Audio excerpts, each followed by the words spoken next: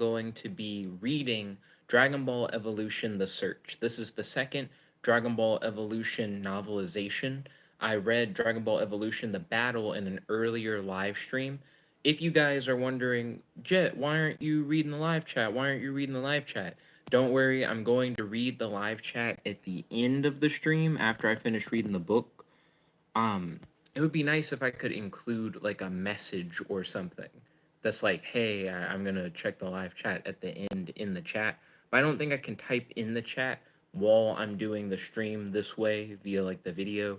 Wah wah. But we do with what we can. So I'm just going to start reading now. Goku. He looks like a normal guy, but he's actually something much more. Bulma. This tough speedster riding girl is also after the legendary Dragon Balls. Chi Chi. The girl at school Goku has a crush on has secrets of her own. Master Roshi. His secrets may help Goku save the world. Lord Piccolo. If he finds the Dragon Balls before Goku, all is lost. Chapter 1. A battered sign atop a rusted pole, it read, "Welcome to Paozu's City of Tomorrow." Two teenagers raced past the sign on a speedster bike. A pretty girl was driving, but since they'd been riding all day, her goggles were dirty and her hair was a mess. The girl's name was Bulma, and she owned the bike they were riding. The three-wheeled speedster had come out of a small capsule and had unfolded like magic. A boy was sitting behind Bulma on the speedster. His name was Goku. While Bulma's hair was flying in the breeze, Goku's barely moved. It stood straight up all the time. No matter how much gel he put in it, his hair would never lay flat. Like Bulma, he was covered in dirt and hungry, very hungry. Showers and food would have to wait, though. Goku and Bulma had come to Paozu on an important mission. In his pocket, Goku had one of the 7 Dragon Balls. His Dragon Ball had 4 stars in it. The 6 others each had a different number of stars inside. Goku and Bulma needed to collect all 7 balls. An evil Namekian alien named Lord Piccolo was also searching for the Dragon Balls along with his assistant Mai. Whoever got all 7 first would be able to make one mighty wish. The wish could only be made during a solar eclipse. One would happen in a few days. Lord Piccolo was going to wish to destroy the Earth. Goku and his new friend Bulma were on a race to stop him. A mysterious woman had broken into her father's vault and stolen Bulma's 5-star Dragon Ball. She used a jetpack to zoom away. Bulma wanted her Dragon Ball back, and she wanted to find the 6 other Dragon Balls too. She'd used Dragon Ball energy to make a new energy source. Sorry, she would use Dragon Ball energy to make a new energy source. Her invention would make her famous. Goku was on the journey because his father Gohan's dying wish was for him to find a man named Master Roshi and Paozu. Kid with a Dream said, "What's good, my man? Welcome. Good to have you. I'm going to be reading through this book. I'll try and read live chat messages occasionally, but I want to focus on reading through. Thank you for tuning in. Make sure to smash the like button, by the way." Goku was supposed to warn Roshi that Lord Piccolo had returned. Lord Piccolo had destroyed Gohan's house.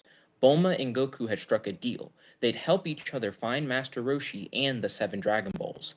In the center of Paozu, Goku found an information booth, and Bulma parked nearby. While Bulma was looking up Master Roshi's address, a beeping sound came from her shoulder bag. Acting swiftly, she pulled out the Dragon Ball Energy Locator. The DBE was a computer she invented to find the Dragon Balls. On the radar screen, 2 dots were blinking. The first dot was Goku's Dragon Ball. MH Aragi said hi. Welcome. Good to have you. Make sure to smash that like button. I'll read live chat occasionally, but I'm going to try to focus on reading throughout the whole book. You said, how can I become Goku? That's a good question. I wish I knew the answer. Jumping back into the book. On the radar screen, 2 dots were blinking. The first was Goku's Dragon Ball. There's another Dragon Ball around here, Bulma said excitedly. Night came quickly. They were so close to another Dragon Ball that Goku and Bulma decided to search for it first. Then they would find Master Roshi. The DBE led them to a giant construction site. It was surrounded by the lights of the city. A crumbling shack stood in the middle of the area. A single paved road led down to the shack. They zoomed to the front and parked. Bulma barged her way into the shack. Even though the DBE was going crazy, she stopped right inside the door. Goku realized the problem when he peered in. The Dragon Ball could be hidden anywhere.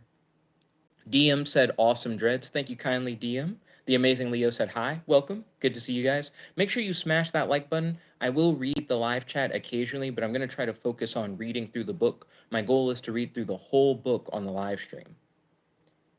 Piles of junk were jammed into every corner. The place was a mess. We can't just break into somebody's house, Goku whispered to Bulma. We're not breaking in, Bulma responded. The door was unlocked. She studied the location of the dot on the DBE and then stepped into the house. Goku followed her slowly into the large, darkened room. He was trying not to make any noise. As careful as he was, he still bumped into a sculpture made of metal objects. A tiny bead rolled off and dropped to the floor with a small ping. Thief! A man popped up from a hidden hammock. The man looked like a beggar. He was skinny and dirty. MH said, "Oh, it's the start of Dragon Ball. I thought it was DBZ." So there's like a novelization of Dragon Ball Evolution. This is the second book. I read the third book in an earlier stream. The Amazing Leo said, "I get you. Yeah, awesome. Make sure you smash the like button if you haven't already. I'll be occasionally reading the live chat, but I'm mainly going to be focused on reading the book." Goku stepped back, trying to explain. Wait a second, it's not what you. But before he could finish his sentence, the beggar struck. Goku was stunned at how quickly the beggar could move. His hands and feet were almost a blur. Goku was glad his grandfather had taught him because he was able to move fast too. Goku wanted to finish the fight with his most powerful move, Gohan's Shadow Crane Strike. Goku landed behind the beggar and thrust the palm of his hand forward. The air popped and rippled with key energy force from Goku's hand. The old man seemed to know what was coming and ducked. Goku's best move knocked Bulma over instead. The beggar stopped, smiled, and exclaimed, Shadow Crane Strike? I'd recognize that anywhere. How's Gohan? Goku was surprised and asked, You knew my grandfather? Knew him? The beggar practically laughed. I trained him. Goku looked at the old man. The truth was clear. You are Master Roshi. Goku was glad to have found the right man, even if by accident. Right before he died, my grandfather told me to find you and tell you Piccolo has returned. He said you'd know what to do. Dead? Master Roshi said. He clasped his hands together. Then you must find the Dragon Balls before the eclipse. Roshi climbed over some piles of junk and disappeared behind a heap of ancient armor and weapons. When he returned, he had the Dragon Ball with 2 stars. Roshi gave the Dragon Ball to Goku. The minute Goku touched it, he saw a vision. Nobody, welcome to the stream. Good to have you. I saw your message for sure. I'm not going to read that out loud. Make sure you smash that like button. I'll read chat messages occasionally, but I'm going to try to focus on reading the book. The minute Goku touched it, he saw a vision. A demon opens his red eyes. Razor sharp fangs shine. Sharp claws slash the air. The demon makes an alien sound. Goku collapsed to the floor. The 2 star Dragon Ball rolled onto the ground. Roshi stepped close to Goku and pointed one finger at the boy. You are the key to defeating Lord Piccolo. Your grandfather knew it. That's why he trained you. Roshi thought for a moment, then added, The one wish granted by the 7 Dragon Balls may be the only thing that can save our world from Lord Piccolo. Goku had a problem. He'd already promised Bulma that she could use the Dragon Balls as a new source of energy for the world. But what if Roshi was right? What if the wish could save the world? For now, he decided the important thing was to find all the Dragon Balls. He'd figure out the wish once he had all 7. We'll keep collecting Dragon Balls, he told Bulma, but Master Roshi must come with us. Nobody is like, hey, make sure to like and subscribe. Thank you. I appreciate you telling everybody to like and subscribe. He also said, stay positive. Hey, good things, good things. I appreciate what you're saying, nobody. Make sure to like the video and subscribe, like nobody said. Also, stay tuned. I'm going to be reading the live chat occasionally, but I'm going to focus mainly on reading the book. Chapter 2. Bulma attached a trailer to the speedster while Roshi threw food and gear into a net. Goku watched him pack. It was a lot of stuff. It looked to Goku like they were going on a long, long journey. Roshi set the full net next to the speedster. Goku came to help, picking up the gear. The Shadow Crane Strike is the most basic of all the airbender skills, Roshi told him. He blocked Goku from putting the gear into the trailer. Roshi took the bulging net back from Goku. He then balanced the pack on Goku's back. He tied it in place with straps on Goku's shoulders. To learn what I have to teach you, you'll have to become stronger, he told Goku. The boy strained under the weight of the pack. Goku grunted, but he accepted that the new training had begun. He would learn what Master Roshi had to teach, even if it meant breaking his back. Bulma climbed onto the speedster. Roshi got on behind her and said, We will go to Stone Temple. It is a secret place where Gohan and I were taught to master the energy of the 3 elements, air, fire, and water. Bulma gunned the engine, and the speedster sped off down the road. Goku hurried behind the massive pack on his back, running as fast as he could. When they were close, Roshi explained why they were going there. The stone temple has always been a quiet place for meditation and study. Here you will learn what I learned from the ancient masters. When they reached the stone temple, Roshi, Bulma, and Goku climbed onto the top of a dune to check out the view. I thought you said this place was secret, Bulma said to Roshi. As far as they could see, there were groups of martial artists training on the sacred ground. Roshi was surprised at how many people were standing in the shadow of the ancient temple. Unbelievable, he explained. No, sorry, unbelievable, he exclaimed. There's a snack bar. Goku stepped forward. I think I see Chi-Chi. He moved closer for a better look. Chi-Chi was a girl Goku knew from school. He liked her a lot. A group of martial artists sat in a large circle. Chi-Chi and another fighter were going at it in the center. Chi-Chi easily beat the much heavier and more muscular fighter. After the fight, Goku went up to her. Goku? She was puzzled. What are you doing here? I was about to ask you the same thing, Goku replied. This is where everybody trains for the big tournament in Tao San, she told him. This is my deepest secret, Chi-Chi admitted. I'm a fighter, like you. Goku, Roshi was calling. I gotta go, Goku told Chi-Chi. Come to the tournament in Tao San, Chi-Chi suggested. Maybe we can hang out. The tournament sounded like fun. Goku wanted to see Chi-Chi again, and the competition in Tao San would be amazing. He watched her walk back to her training group, then returned to where Bulma and Roshi were. We can't train here, Roshi said with a shiver. My internal energy, my ki, is shriveling up as we speak. Hang on. Bulma was looking at the now active DBE. At least this won't be a total waste. I found a signal for another Dragon Ball. High above the training grounds, Lord Piccolo's airship was leaving the area. Piccolo's assistant Mai had been following Roshi, Goku, and his friends. She quickly went to the airship's deck to tell Lord Piccolo what she saw. My lord, Mai began, I have followed Muten Roshi as directed. He is training a boy, son Goku. Nothing will matter once I have all the Dragon Balls. Lord Piccolo had already collected 2 of the magical Dragon Balls. Soon he would have 3. He knew exactly where to find one. A few hours later, Mai landed the airship near a large lake. Lord Piccolo and Mai went down to stand by the side of the lake. Millions of gallons of water rose into the sky, like rain falling upwards. Piccolo was draining all the water with his powers. Thousands of fish flopped on the dry sand. Piccolo had taken their water away. Reaching through a large pile of fish, Lord Piccolo stuck his hand into the bottom of the lake. When he pulled his hand back, he was holding a gleaming 6-star Dragon Ball. Much easier to find without the water, Lord Piccolo said with a sinister smile. That actually is a crazy feat when you think about like him moving millions of gallons of water with telekinesis, or whatever he did is kind of vaguely described. Take note of that. Feet. In the meantime, Goku was training nearby. Now, just one hand, Master Roshi called out to him. Roshi and Bulma were riding in the speedster away from the stone temple in the direction of the next Dragon Ball. Goku was in the trailer, kind of. Actually, Goku was on the trailer doing a handstand. The bike was zooming along at 50 miles per hour. He raised one hand, holding his balance steady. To master the second level of airbending, you will have to control 2 things at once, said Roshi.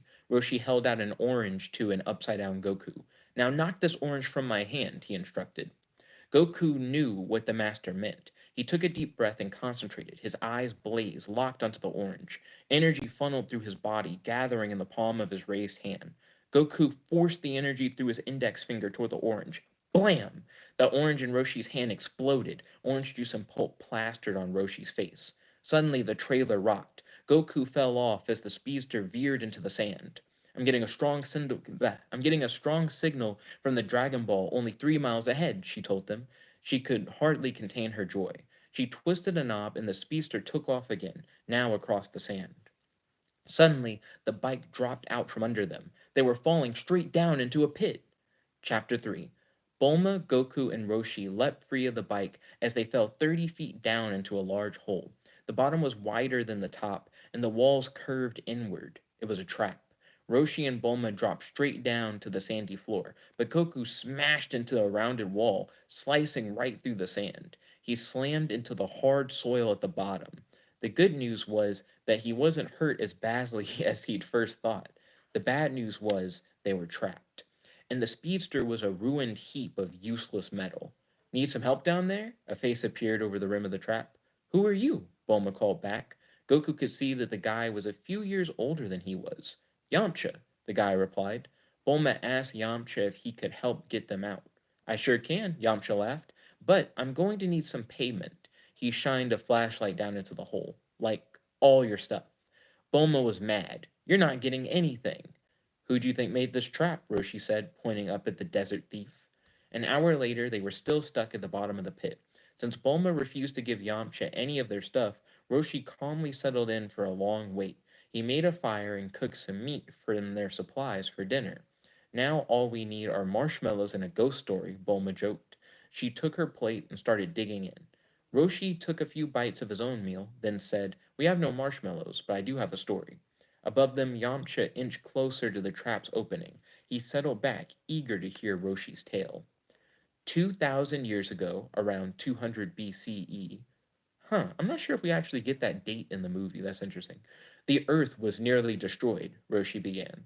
It started with an eclipse by the blood moon. Then there was an alien invasion. Roshi paused, setting down his plate before continuing. The aliens were called Nameks. Roshi used his hands to push his ki, his energy toward the fire. In the flames, pictures of Nameks appeared. The master went on. Lord Piccolo and his right-hand helper, a Saiyan called Uzaru the Destroyer, came to Earth. They wanted to destroy the entire planet. Goku looked deep into the fire.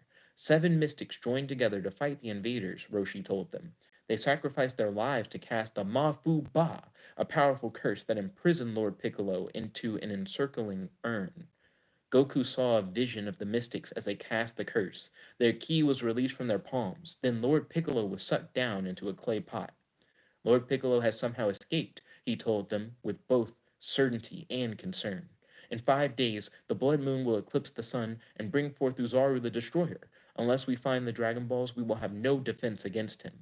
You expect me to believe that crazy story? Yamcha's voice interrupted at the end of Oroshi's tale. Everyone looked up. I don't know if I believe his story either, Bulma called up to Yamcha, but I believe in Master Roshi. Goku stood up. He'd had enough of Yamcha's teasing. Let us out now, Goku demanded. With a flying jump, Goku soared 20 feet in the air, but he couldn't reach the top of the trap. Yamcha backed up in surprise. Whoa there, Jumping Bean. One more outburst like that, and I'm out of here. Roshi was ready to leave the hole. He told Yamcha, We have no more time to waste. Send down a net. You can pick up your payment. Now we're talking. Yamcha threw a cargo net over the side of the pit. After they sent up all their stuff as payment, he sent down a ladder. Everything was packed into the cargo net, including the crushed RX 550 capsule roadster. Yamcha used the engine of his truck to haul up the load. Down in the pit, Bulma noticed that the DBE showed the Dragon Ball that they had been tracking was nearby. I think it's buried in the sand. We'll need tools to find it, Goku said. When they got to the top of the pit, they were surprised to see that Yamcha's truck held every possible tool imaginable. Oh, that's crazy. That's not what it's like in the movie. Yamcha was about to drive away with all their stuff when Roshi asked him, How would you like to make more money than you'd ever dreamed of? Yamcha was curious. When Roshi explained about the Dragon Balls and Bulma's plan to make electricity for the world, Yamcha agreed to help if she'd give part of the money she made. She agreed, but she wasn't happy about sharing. If that DBE thing is correct, Yamcha said, the ball you're looking for is right here. He used the tools on his truck to make a large tunnel in the sand. Goku went inside. It took a long time because he had to go slowly. By the time Goku found the Dragon Ball in the tunnel, it was already night. When he wrapped his fingers around the Dragon Ball, a new vision filled his mind. Red eyes glare, razor sharp teeth flash. The demon slashes at 3 people, Roshi, Bulma, and Yamcha. Goku, Roshi's voice called out to him, pulling him out of the vision. It's just a dream. Goku came out of the tunnel and looked at Roshi. The vision was gone and he felt better. Goku dropped the Dragon Ball into his pouch and tightened the strings. What happened? Yamcha wanted to know. Bulma and Roshi already knew there was danger on this mission, but Yamcha didn't know, so Goku warned him. You're in danger. Don't come any further with us. Right, Yamcha said. How will I ever get my money if I don't come along? Goku couldn't convince him to stay in the desert. Yamcha was coming no matter what. He was now part of their team, helping them on their mission. Chapter 4. Lord Piccolo's airship sailed through the night sky. In a special laboratory, Mai was helping Lord Piccolo create an alien army. He was going to use the army to get the rest of the Dragon Balls. Only you can bring them to life, Mai told Lord Piccolo. She pointed at a metal chair, and Lord Piccolo sat down. Lord Piccolo's green power went into a tube and then traveled into the alien growth chamber. Inside the chamber, a dark form burst to life. Mai was pleased. The Fu Loom is ready to serve you, my lord. I actually am a big fan of the Fu Loom. I'm getting to the parts of the book that I'm interested in. The Dragon Balls are within my grasp. His words were strong and clear. This time he would not fail. The power of the universe would soon be his. From within the glass, a fully formed Fulum warrior snarled. Piccolo entered the growth chamber and moved behind the Fulum. He now had one. He wanted more, lots more. In a lightning swift move, Piccolo cut the warrior, but instead of being destroyed where there had been just one Fulum warrior, now there were two. The time of the eclipse was growing closer. Bulma, Goku, Master Roshi, and Yamcha had been following the DBE's blinking light all day. It had led them to an active volcano. Now they were climbing up the side. At the top of the volcano, the four spread out to look for the Dragon Ball. Steam rose through vents in the volcanic rock. Lava bubbled from beneath the surface. The air rippled from the heat. Yamcha used a pair of binoculars to look around. From beneath him, a steam vent suddenly erupted. Ow! Yamcha jumped high in the air. Then he yelled out, "Hey, I can see it." Yamcha pointed in a mini crater nearby. He was right. A tiny dot sat near the crater. It was a Dragon Ball. Unfortunately, to get there, someone would have to cross a lake of molten lava. The temperature of the lava is around 1,200 degrees. We have nothing that can withstand that heat long enough for you to get across, Bulma told Goku. I know some guys who know some guys who can borrow a helicopter, Yamcha suggested. Suddenly, Mai stepped out from where she was hiding behind a lava rock. A jetpack was strapped to her back. Bulma immediately recognized the jetpack. That's the person who stole my Dragon Ball, she shouted, pointing a finger at Mai. Mai ignited the jetpack and launched into the air. She was going after their Dragon Ball too. They didn't know how to stop her. She had a jetpack to cross the hot lake, and they had nothing. Goku began to run after her. He would figure out what to do as he went. But four Fulum warriors sprang into the air, stopping him from going anywhere. The Fulum warriors made a circle around Goku. Goku and Roshi prepared to fight them off. At the same time, Bulma and Yamcha ran into the lava field after Mai. They still had no plan, but they knew they had to stop her. They would find a way. Goku quickly took down two Fulum warriors. Two down, two to go, he thought to himself. Roshi was fighting the other two alien warriors. Goku came to help. He couldn't believe how easy it was to get rid of the Fu Loom. Stop!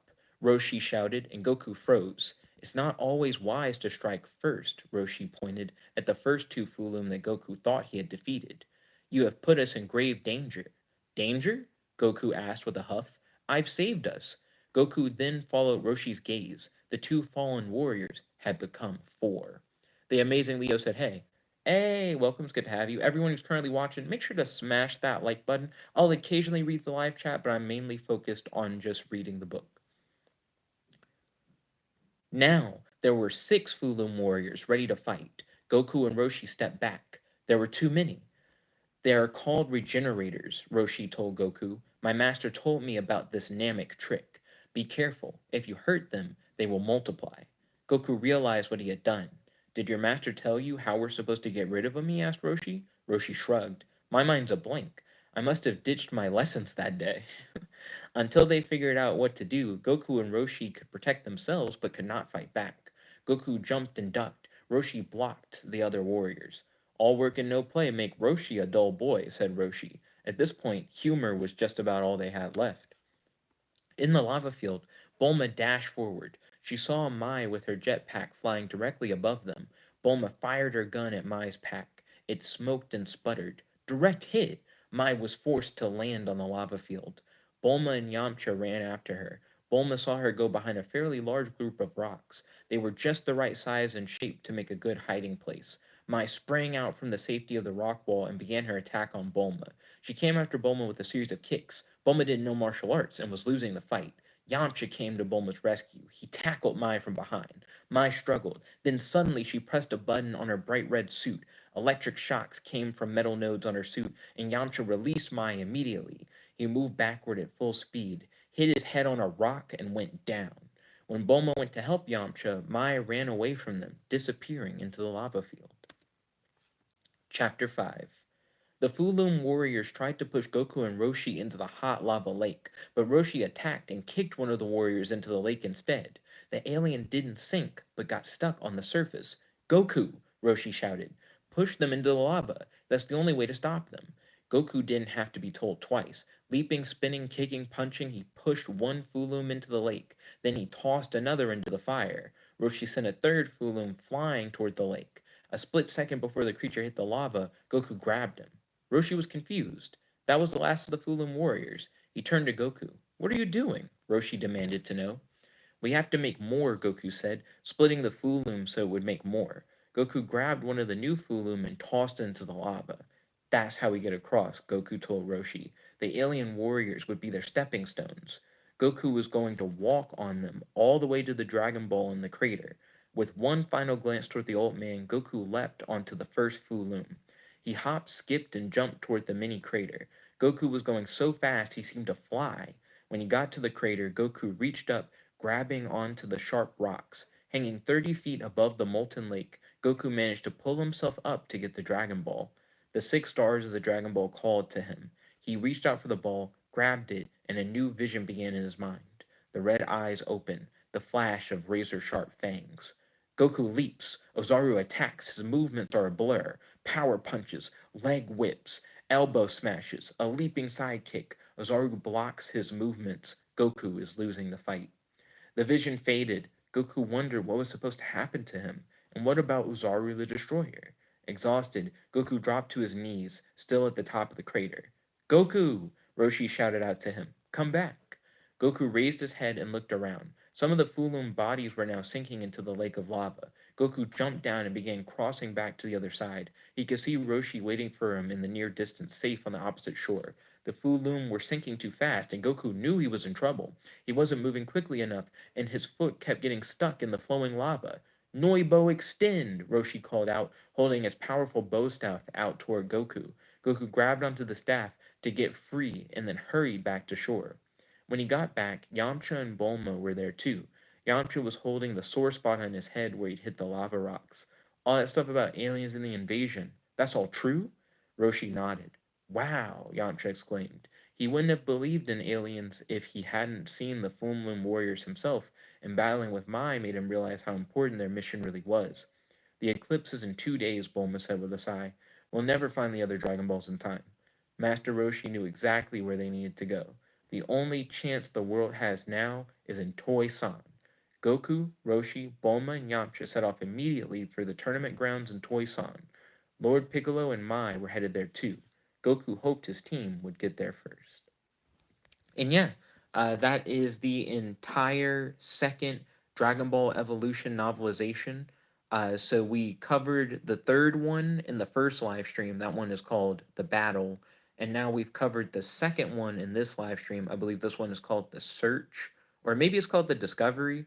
It's in the title, but whatever the title of this live stream is, that's the title of the second book.